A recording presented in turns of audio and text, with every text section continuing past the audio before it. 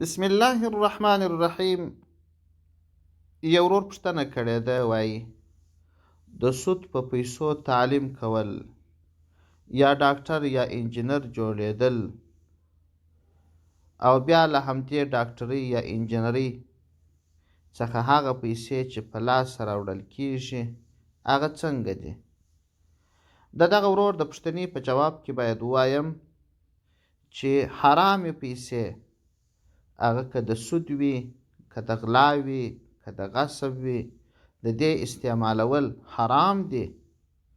بلکې پکار دا ده چې د سود پیسې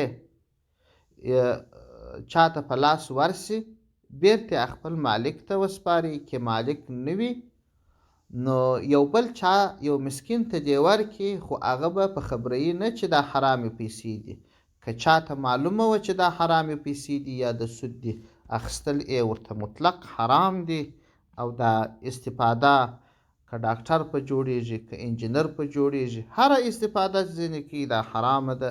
دا زموږ د فقه شریفې ټولو کتابونو دا مسله را نقل کړې ده چې حرامې پیسې، د سود پیسې، د غصب پیسې دا واجب التصدق دي او استعمال یې جایز نه دی.